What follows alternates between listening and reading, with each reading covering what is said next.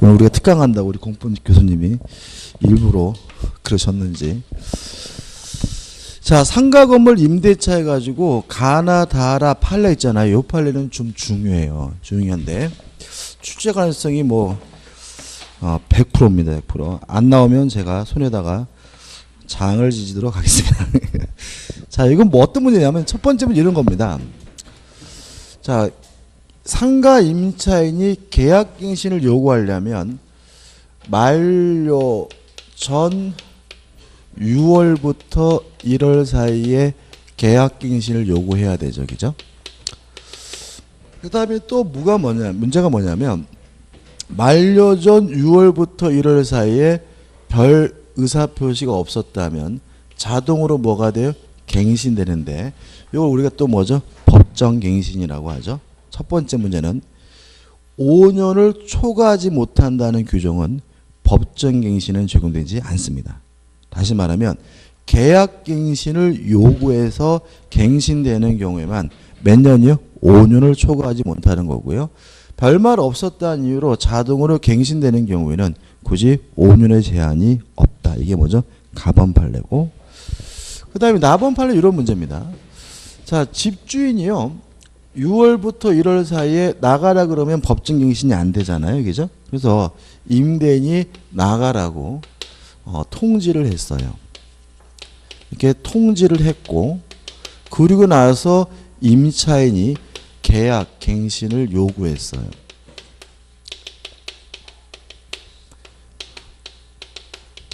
어떤 상황인지 아시겠죠? 그죠? 그러면 갱신되나요? 갱신되지 않나요? 갱신된다. 갱신된다. 나번. 정당한 사유가 없는 한 임대인의 계약 갱신 거절의 통지의 선우와 관계없이 누가 먼저 했든지 상관없이 임차인은 법 제10조 제1항에 따른 계약갱신 요구권을 행사할 수 있고 이러한 임차인의 계약갱신 요구권 행사를 인하여 종전 임대차는 법 제10조 제4항에 따라 뭐죠? 갱신됩니다. 따라서 임대인이 갱신 거절하겠다는 통지를 먼저 하고요.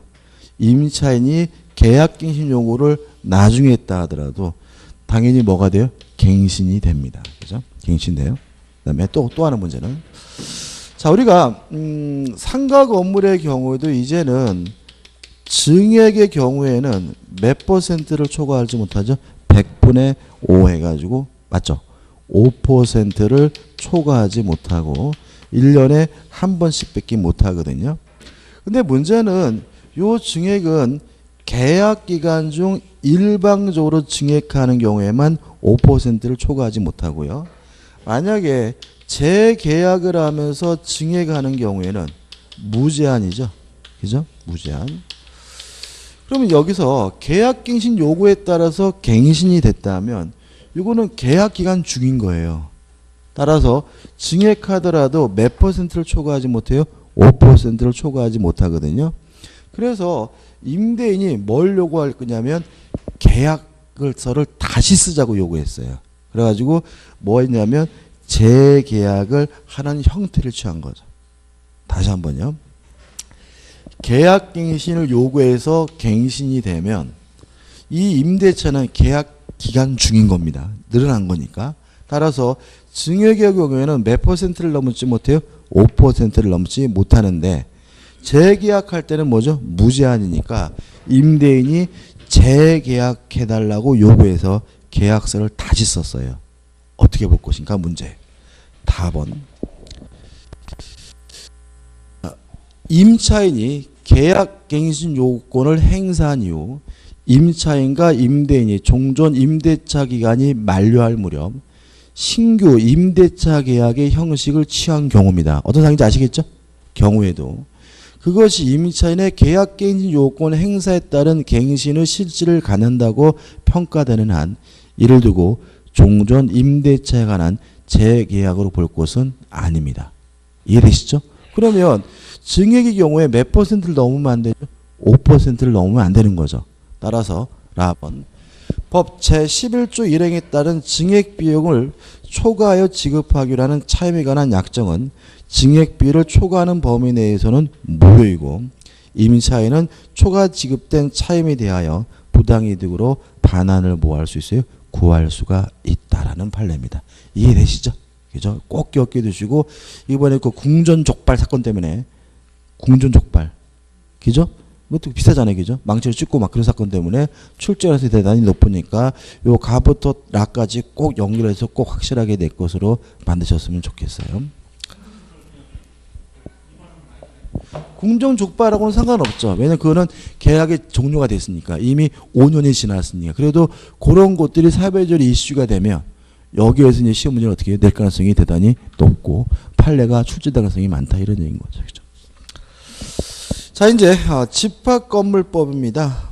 일단 1번 구분소에 의해 대상해가지고 가번 전유 부분과 공용 부분은 절대로 분리해서 처분할 수가 없고요.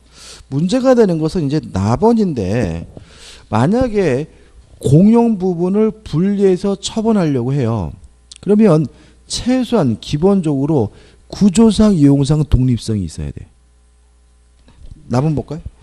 구분 소유 공용 건물을 공용 부분을 전유 부분으로 변경하기 위해서는 먼저 그 건물 부분이 구조상으로나 이용상으로나 다른 전유물과 독립되어 있을 것을 요합니다. 다시 말하면 계단이나 엘리베이터 같이 전혀 독립성이 없는 부분은 전유 부분으로 절대로 뭐 할 수 없어요? 변경할 수 없다는 취지니까 주의하시기 바라고.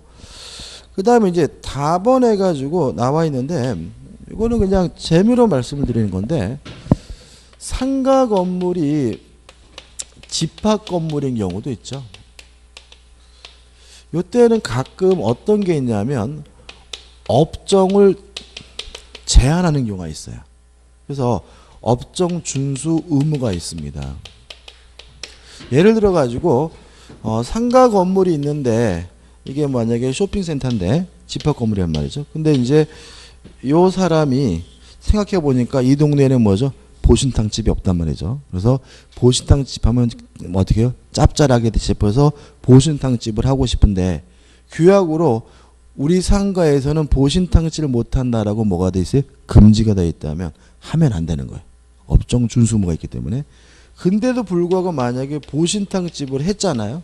그럼 우리 판례에 따른다면 단전할 수 있습니다. 뭐 할 수 있어요? 단전단수. 아파트 같은 경우는 함부로 단전단수 못해요. 왜냐하면 죽으니까. 돌아가시니까. 그러니까 거주 공간이기 때문에 단전단수하시게 되면 거기 계신 분이 돌아가실 수가 있잖아요. 그죠? 근데 상가 건물의 경우에는 단전단수하면 장사를 못할 뿐인 거지. 생명에 지장은 없거든요. 그래서 이 업종 준수 의무를 해야 되고요. 만약에 위반하면 단전 단수가 가능하다는 판례 입장이죠. 뭐 중요한 판례는 아닙니다. 원래는 재밌으라고 든 건데 별로 재밌어 하지 않네요. 그다음에 이제 라번 판례는 뭐냐면 예를 들어서 구분 건물로 등기가 되어 있어요. 근데 문제는 요 구분 건물로 등기된 부분이 구조상, 이용상 독립성이 없습니다. 그러면 요 등기는 무효예요. 이해되시나요? 다시 말하면 등기부나 대장에 구분 건물이라고 뭐가 되어 있어요? 등기가 되어 있긴 하지만 실제로 그 공간이 구조상, 이용상 독립성이 없는 공간이에요. 그러면 요 등기는 뭐죠? 무효고 요거를 산 사람도 소유권 취득 못하고요. 요거를 경락받은 사람도 소유권을 취득할 수가 없다라는 판례입니다. 줄친 거 한번 읽어볼까요? 구분 소유권의 객체로서 적합한 물리적 요건을 갖추지 못한 건물의 일부, 다시 말하면 구조상, 이용상 독립성이 없다는 얘기입니다. 그에 관한 구분 소유권이 성립할 수 없는 것이어서 건축물 관리 대상상 독립한 별개의 구분권로 등재되고 등기부상에도 구분 소유권 목적으로 등기되어 있어 이러한 등기의 기초의 경매 절차가 진행되어 매각 허가를 받고 매수 대금을 납부하더라도 그 등기는 그 자체가 무효이므로 매수인은 소유권을 뭐 할 수 없습니까? 취득할 수가 없습니다. 이해되시죠? 그죠?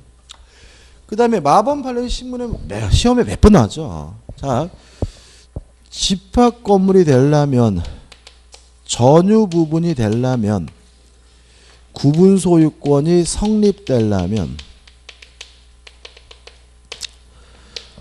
구조상 이용상 독립성과 구분 소유 의사 내지는 행위만 있으면 구분 소유권이 성립되고요. 건축물 대장의 등록이나 또는 등기는 필요가 없다라는 판례입니다. 다시 말하면 독립성과 구분 소유 행위가 있으면 등기하지 않아도 구분 소유권이 성립하고요. 등기하지 않아도 뭐죠? 등기하지 않아도 집합 건물이 뭐죠? 성립된다는 얘기입니다. 왜 이렇게 판시할까요? 그러니까 우리 생각에는 아파트를 지어서 구분 소유권이 성립되려면 등기해야 될 것 같거든요. 근데 등기 안 해도 뭐죠? 집합 건물이 성립한대요. 왜 그런 거죠? 이유는 간단합니다. 건물을 신축하는 것은 법률행위가 아니기 때문에 신축자가 등기 없이 뭘 가져요? 소유권을 갖잖아요. 집합 건물도 다름이 없다는 거예요. 무슨 아시겠습니까? 다시 말하면 단독주택을 지은 사람은 등기 없이 소유권을 갖고 집합 건물은 등기해야 소유권을 갖는다. 이게 오히려 모순이라는 거죠. 그래서 집합 건물도 아파트도 뭐죠? 등록하지 않아도 두 가지 요건만 갖추면 바로 구분 소유권이 성립된다는 것이 판례 입장이니까 꼭 기억해 두시고, 물론 문제는 어떻게 나오겠습니까? 구분 건물로 등기해야 비로소 집합 건물이 성립된다는 지문은 뭐가 돼요? X가 됨을 주의하시기 바랍니다. 그 다음에 2번 구분 소유권의 특징 해가지고 가번 판례는 한번 읽어보시면 될 것 같고 중요한 판례는 아니고, 그 다음에 나번 판례에서 1번과 2번이 중요한데 이거는 우리가 알고 있는 부분이거든요. 자, 1번 판례입니다. 아파트 관리비를 체납을 했습니다. 근데 문제는 아파트 관리 규약에 뭐라고 되어 있냐면 체납 관리비는 전부가 다 승계된다라고 규정을 두고 있어요. 이렇게 규정을 두고 있다면 자, 1번 판례는 이 관리 규약의 내용 중에서 전유 부분에 대한 연체 관리비가 승계된다는 규정은 무효라는 얘기입니다. 따라서 구분 소유권을 승계 취득한 사람은 뭐만 승계받으면 돼요? 공용 부분에 대한 연체 관리비만 승계받으면 되고요. 아무리 아파트 관리 규약에 규정을 두고 있더라도 전유 부분에 대한 연체 관리비는 뭐 받을 필요 없습니까? 승계받을 필요가 없습니다. 이게 왜 중요하죠? 경매에서 중요합니다. 왜 그러냐면 자기 아파트가 경매가 될 때 아파트 관리비 제대로 내시는 분은 없어요. 그렇죠? 그러다 보니까 이게 막 수천만 원이 되는 경우도 있어요. 그래가지고 아파트 아싸 싸게 경매 받았다라고 해가지고 들어갔더니 세상에 연체 관리비가 1,500만 원이래. 그러면 이제 이게 뭐 맛이 가버리기 때문에 좀 조심하셔야 되고요. 다만 연체 관리비 중에서 뭐만 내주면 돼요? 공용 부분에 대한 연체 관리비만 내주면 됩니다. 그 다음 오른쪽에 이제 2번 판례입니다. 자, 이런 거예요. 자, 아파트가 있어요. 아파트가 있는데 갑이 매수를 했습니다. 매수를 했는데 그지 같은 전 소유자가 관리비를 안 냈대요. 그래서 공용 부분에 대한 관리비를 내래요. 미치도록 아깝겠죠? 그래서 어떻게 안 냈어요. 안 내고 팔아먹었어요. 아이씨 못 사겠다 해가지고 팔아버리고 또 뭐죠? 을이 또 요거를 또 샀어요. 요랬을 때 요 갑이 그 관리비를 지급해야 될 채무를 면하느냐? 그건 아니라는 판례입니다. 따라서 이 경우에는 아파트 관리소하무소 측에서는 갑에게도 을에게도 둘 다 모두에게 연체 관리비를 달라고 요구할 수 있다는 판례입니다. 다시 말하면 그 아파트를 팔더라도 연체관리비 승계된 굴레에서 뭐하지 못해요? 벗어나지 못한다는 취지거든요.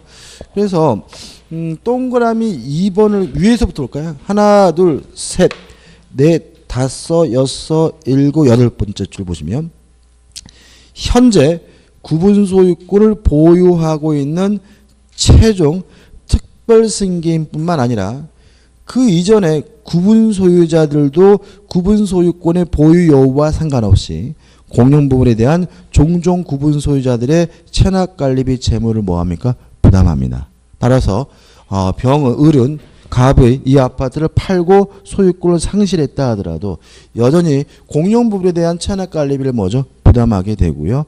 문제집이 이렇게 나오고 있죠. 구분소유권을 이전해 줌으로써 상실한 사람은 체납관리비에 대한 채무를 승계되지 않는다 그러면 뭐죠? X가 됨을 우리가 조심하시기 바랍니다. 그 다음에 다번 판례는 이런 겁니다.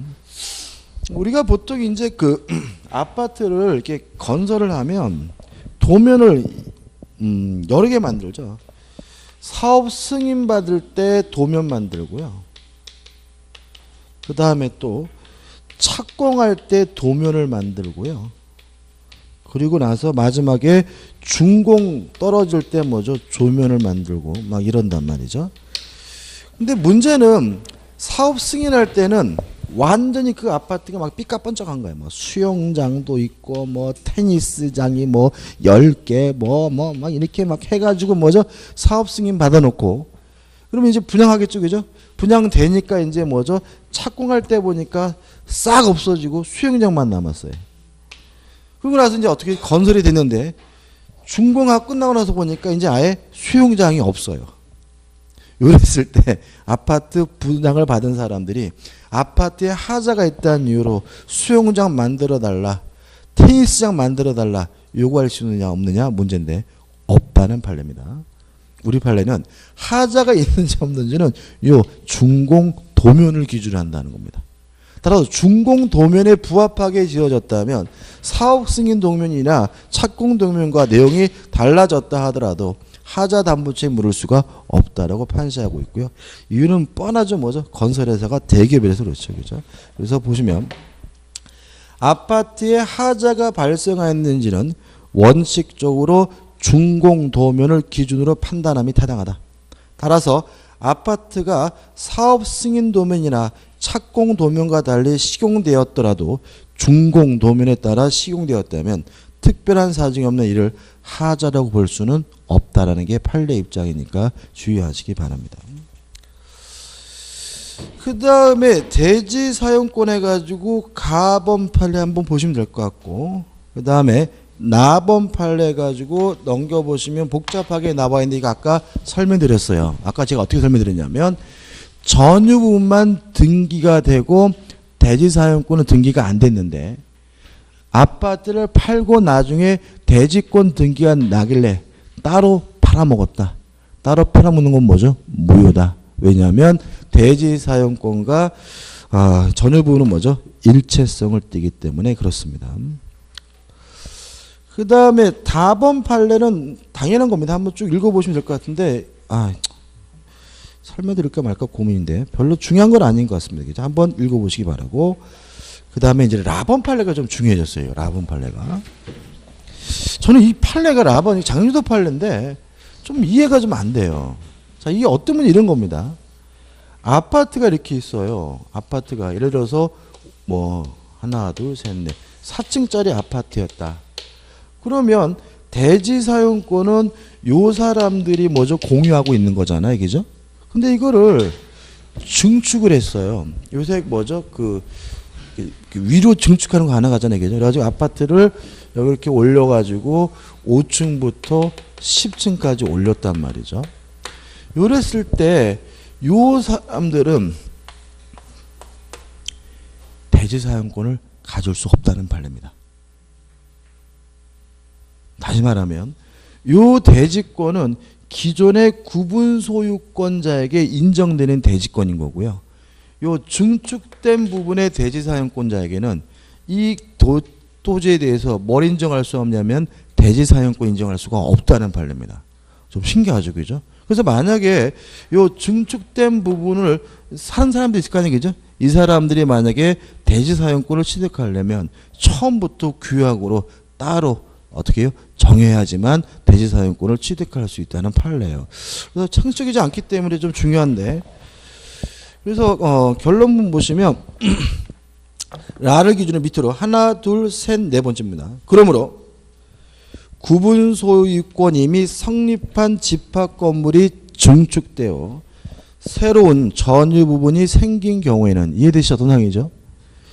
건축자의 대지 소유권은 기존 전유 부분을 소유하기 위한 대지 사용권으로 이미 성립하여 기존 전유 부분과 일체 불가분성을 가지게 되었으므로 규약 또는 공정증서로서 달리 정하는 등의 특별한 사정이 없는 한 새로운 전유 부분을 위한 대지 사용권이 될 수는 없다. 따라서 증축된 부분을 분양받은 사람들은 기존의 토지에 대해서 뭘 갖지 못해요? 대지 사용권을 갖지 못한다는 얘기고, 만약에 이 사람들에게도 대지 사용권이 인정이 되려면 규약이나 공정증서로서 달리 뭐죠? 규정을 해 두어야 된다는 얘기죠. 그래서 이렇게 증축된 경우에 이렇게 분양받으실 때는 규약 등을 확인하실 필요가 있는 거죠.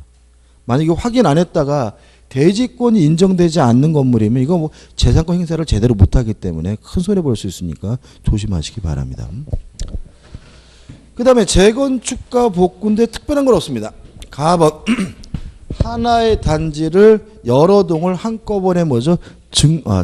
때려 부시고 재건축하는 경우에는 각 건물별 5분의 4 이상의 찬성이 있어야 재건축을 할 수 있다는 얘기고, 4번 처음에 결의할 때 의결 종족수를 충족 못 시켰어요. 그러면 다시 재결의해야 돼요. 다시 결의해야 되고, 만약에 나중에 참여자가 늘어났다 그래서 그 하자가 뭐 되는 건 아니에요? 치유되는 것은 아니고요. 그 다음에 우측에 다번 판례 가지고 재건축 반대자에 대해서는 시가로 매도를 청구하게 되는데, 마지막 보시면 즉 재건축으로 인하여 발생할 것으로 예상되는 개발이익이 포함된 가격이라는 말. 시가는 무엇을 포함시키는 가격이죠? 재개발 이익까지 포함시킨 것이 시가란 뜻이니까 좀 기억해 주시기 바랍니다. 이것도 이렇게 나옵니다. 시가란 그 집합 건물의 객관적 가치를 의미한다. X입니다. 객관적 가치가 아니라 뭐죠? 개발 이익까지 포함된 것이 시가라는 거 주의하시기 바랍니다. 자, 이제 넘겨보시면 이제 뭐가 나오냐면 가등기 담보 등에 관한 법률이 나와요. 참 재밌는 거는 저는 이런 생각을 가끔 해요. 우리가 참 보면은 어떤 사회적 이슈가 있으면 그냥 다 때려 죽일 듯이 지라거리다가 조용해지면 흐지부지 되죠. 그죠?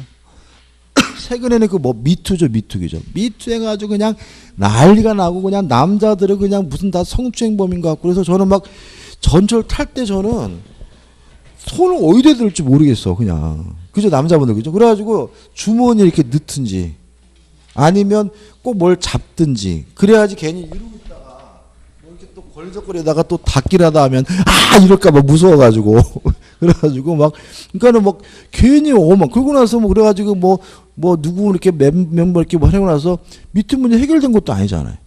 전혀 해결된 것도 없이 그냥 안희정이만 재판받고 있고, 그죠? 그냥 몇몇만 재석에 걸린 거잖아요. 그러니까 이게 보면 어떤 일이 사회적으로 문제가 되면 가장하다 말고 많은데, 이 가등기 담보법은 어떤 법이냐면 사채업자들이 비전형 담보를 이용해 가지고 폭리를 취하는 게 그때 당시에 큰 사회적 문제였어요. 갑자기. 그래가지고 갑자기 때려잡자 사채업자 이런 사회적 분위기가 돼가지고 그런 사채업자를 규제하기 위해서 법을 만들게 되는데, 이게 가등기 담보 등에 하는 법률이에요. 그래서 이 법은 실제로는 사채업자를 규율 대상으로 했어요. 근데 그래서 법에다가 예를 들어서 사채업자 이렇게 적을 수는 없잖아요. 그러니까 어떻게 되는 거예요? 사채업자가 뭐죠? 돈 빌려주는 사람이잖아요. 돈 빌려주는 계약을 뭐라고 그러죠? 소비대차 계약이죠.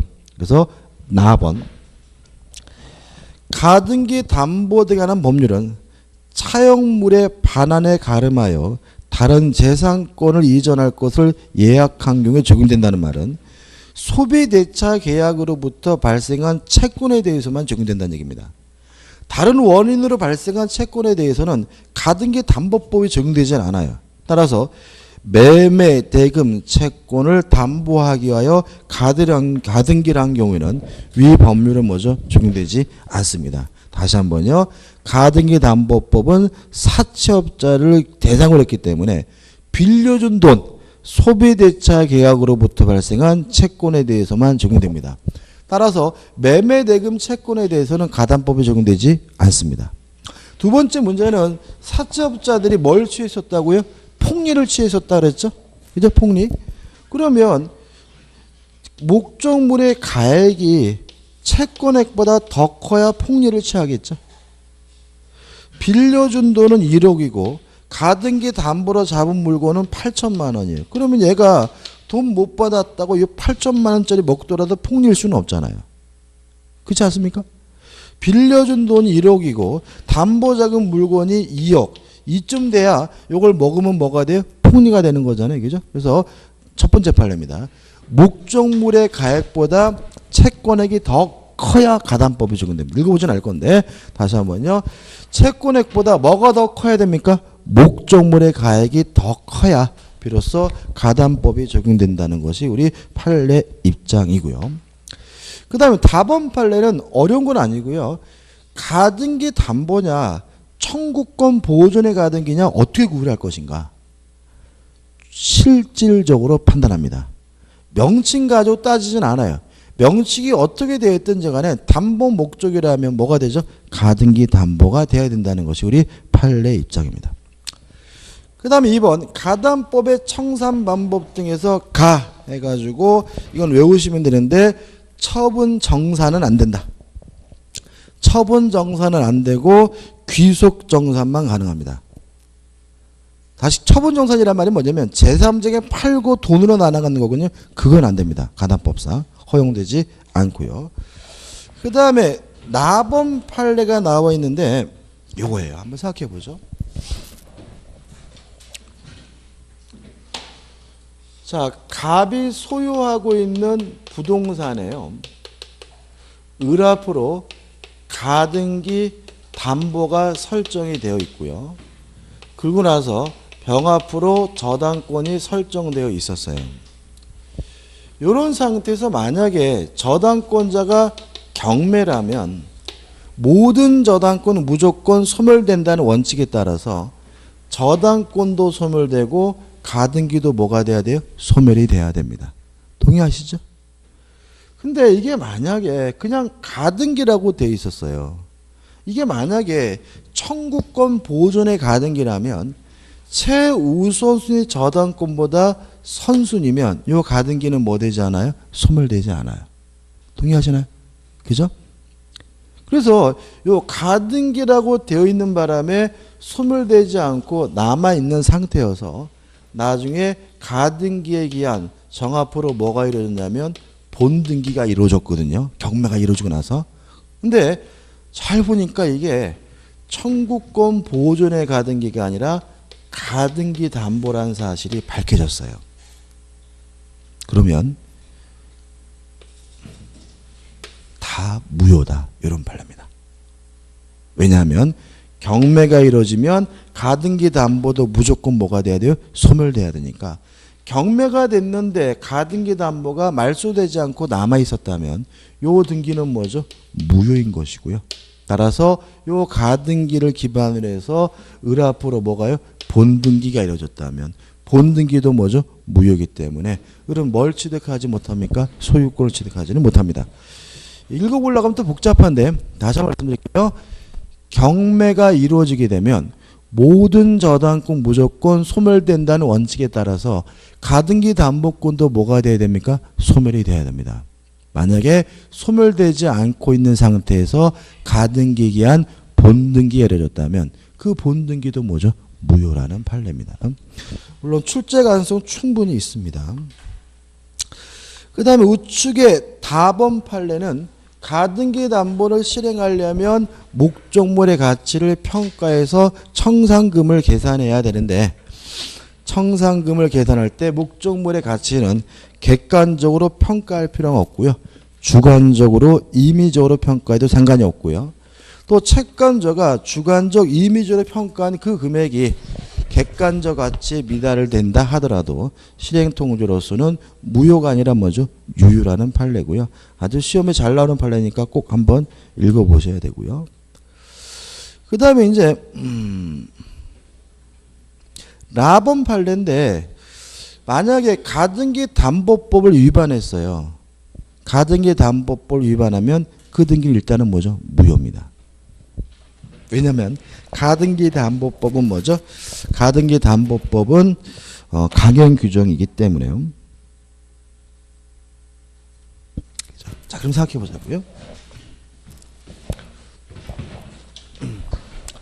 자, 가등기 담보는 뭐라고 있냐면 실행 통지를 하고 2달 기다렸다가 자기 앞으로 본등기를 해야 비로소 뭘 취득할 수 있어요? 소유권을 취득할 수 있다고 규정하고 있는 거잖아요. 근데 실행 통지하고 자기 앞으로 바로 뭐죠? 본등기를 했어요. 그럼 이 등기는 뭐죠? 무효입니다. 이해되시죠? 그죠? 다만 무효였던 것이 2달 지나게 되면 유효로 바뀝니다. 이해되시나요? 자, 다시 한번 할까요? 다시 한번 볼게요.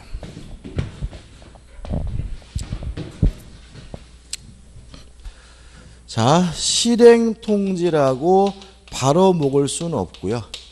2달을 기다린 후에 청산금을 지급하고 본등기를 해야 가등기 담보권자가 뭘 갖죠? 소유권을 갖잖아요. 근데 2달 지나기도 전에 자기 앞으로 뭘 했냐면 본등기를 했다면 요 본등기는 강행법규 위반한 것이니까 뭐예요? 무효인 거예요. 근데 이런 무효인 상태라 하더라도 몇 달이 지나면요? 2달이 지나면 이제는 이 등기가 뭐한 것으로요? 유효한 것으로 뒤바뀌게 됩니다. 판례 보시면 라번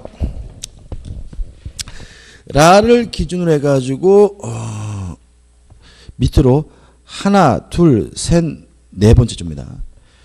제 서저에 정한 절차에 따라 청산금의 평가액을 채무자 등에게 통지한 후 채무자에게 정당한 청산금을 지급하거나 청산금이 없는 경우는 채무자가 통지를 받은 날로부터 2월의 청산기간이 지나면 위와 같이 무효인 본등기는 실체적 법률관계에 부합하는 유효한 등기로 될 수 있을 뿐이다. 유효한 등기로 뭐죠? 됩니다. 그래서 가담법 위반해서 미리 본등기를 하면 일단은 뭐죠? 무효였다가 청산기간이 지나면 뭐죠? 유효로 바뀌고 또 만약에 청산금을 지급하지 않아서 그 등기가 무효라면 뭘 지급하면요? 청산금을 지급하면 유효로 뭐죠? 뒤바뀌게 된다는 취지니까 좀 꼭 기억해 두시기 바랍니다. 이런 것도 좀 마음에 안 들긴 한데요. 그 다음에 3번 대항력을 갖춘 임차인과의 관계입니다. 이거는 뭐 안 읽어보셔도 되는데 당연한 겁니다. 가등기 담보와 선후를 따져요.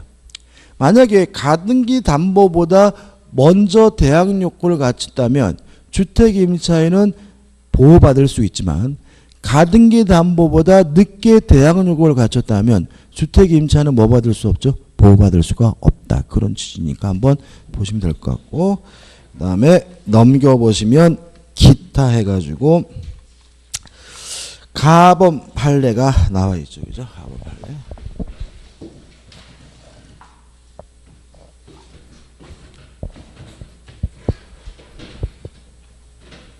그래도 흐뭇하지 않으세요?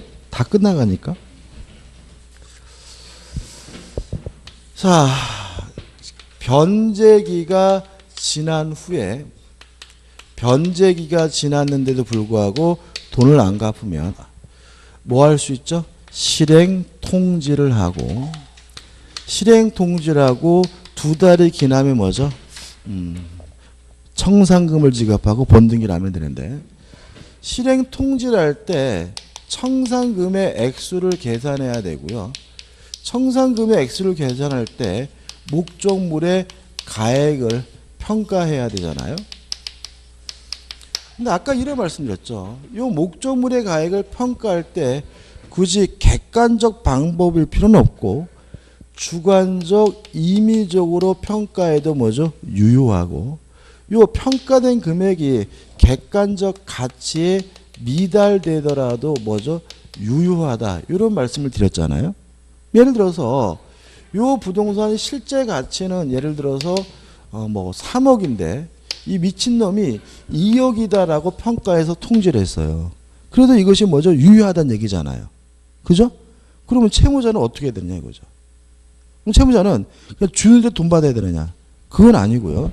채무자는 그때는 어떻게 하냐면 가를 기준으로 해가지고 밑으로 하나, 둘, 셋, 넷, 다섯, 여섯 분입니다. 다만 채무자 등은 정당하게 평가된 청산금을 지급받을 때까지 목적 부동산의 소유권 이전 등의 및 인도 채무 이행을 거절하면서 피담보 채무 전액을 채권자에게 지급하고 그 채권 담보의 목적으로 경유된 가등기나 소유권 이전 등기의 말소를 청구할 수 있을 뿐이라고 해석함이 상당하다. 이게 뭔 개설이에요? 3억짜리를 2억으로 평가해서 통지하면 채무자는 버텨라. 뭐라고요? 버티란 얘기죠. 뭐 본등기 안 해주고 본등기 안 해주고 버티면서 열심히 돈을 벌어가지고 돈 갚으면 된다. 이런 판례인 거잖아요. 그렇잖아요. 그죠? 뭐 이런 그지 같은 판례가 다 있어. 저는 이게 보면은 이 판사 얘네들이 이제 판사들이 빚이 무서운지를 몰라. 그러니까 이게 판사들이 그러니까 특히 대법관이신 분들은 천재였겠죠. 학교 다닐 때. 그러니까는 뭐요? 뭐 서울대 법대 가서 또 그냥 금방 사법시험 합격하고 또 마담도 만나가지고 뭐죠? 돈 많은 여자와 결혼하고 그러니까 이게 세상 물정을 몰라. 빚을 지고 있을 때 그 달라고 하는데 안 주고 버티는 게 얼마나 힘든지 이게 모르는 거죠. 그러니까 이게 이렇게 평가해도 그냥 버텨라. 버티고 빨리 돈 벌어서 갚아라. 이런 얘기, 이런 판결을 어떻게 내릴 수가 있어. 저는 이런 거 화가 나. 그러니까 실제 이러면 어떻게 해요?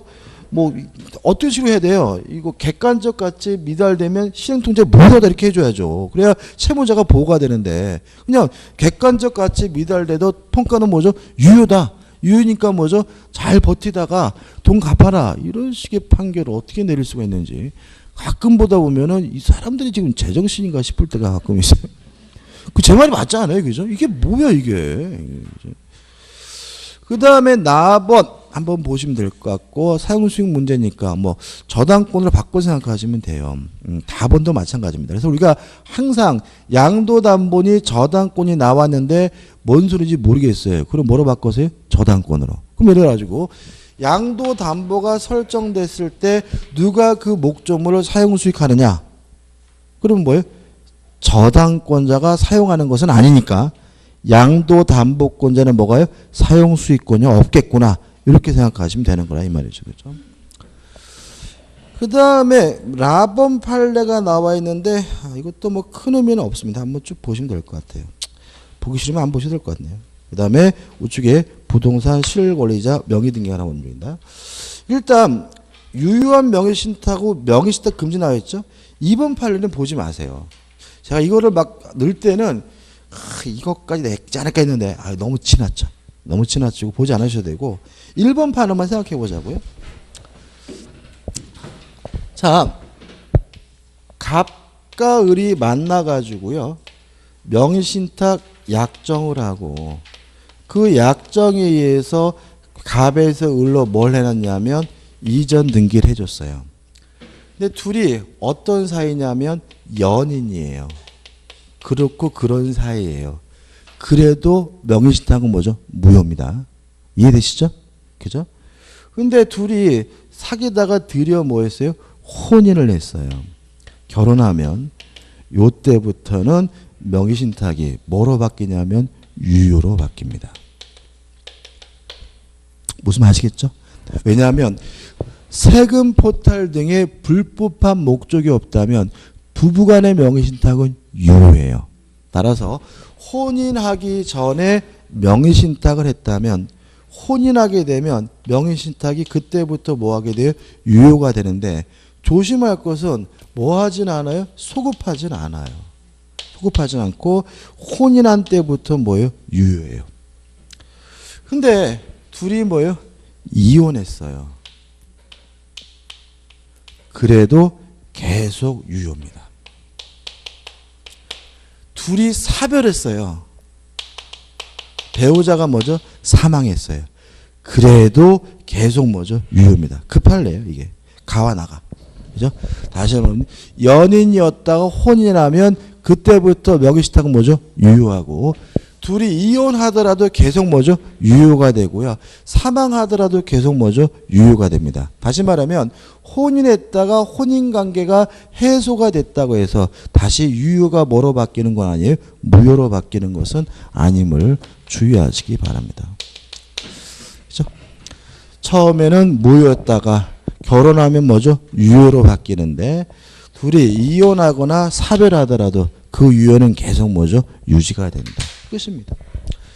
그 다음에 넘겨보시면 이제 제3자 보호 문제가 나오는데 갑옷 명의 수탁자가 자비 앞에 등기된 곳을 기하로 팔아먹으면 제3자는 선악불문하고 보호가 되고요. 나번 제3자가 아는 것을 넘어서 적극 가담하면 이제는 반사회적 법률행위로서 무효이기 때문에 제3자는 뭘 갖지 못하죠? 소유권을 갖지 못해요. 가와 나는 우리가 많이 했고요. 다번입니다. 다번. 자, 그럼 이런 거죠.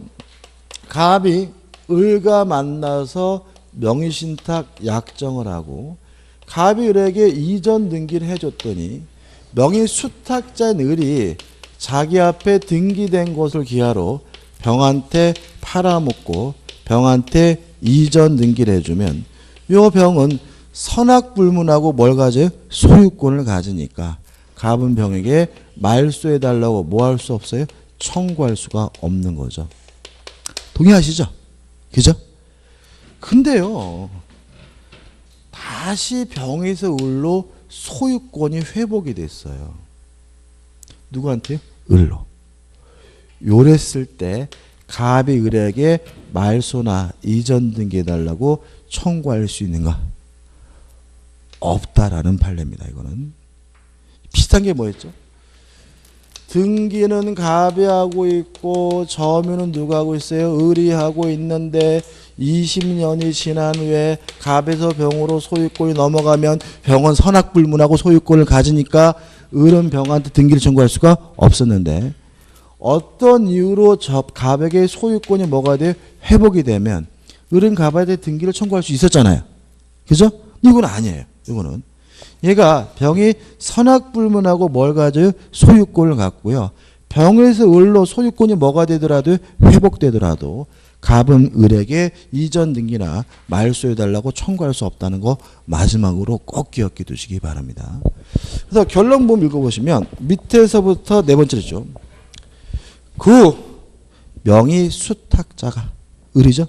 우연히 신탁부동산의 소유권을 다시 취득하였다 하더라도 명의 신탁자가 신탁부동산의 소유권을 상실한 사실에는 변함이 없으므로 여전히 물권적 청구권 그 존재 자체가 인정되지 않는다는 말은 명의 수탁자에게 소유권이 회복되더라도 말소나 이전 등기해달라고 갑은 여전히 뭐 할 수 없어요? 청구할 수가 없다는 취지니까 두 가지가 헷갈릴 수 있으니까 꼭 확실하게 기억해 두시기 바랍니다.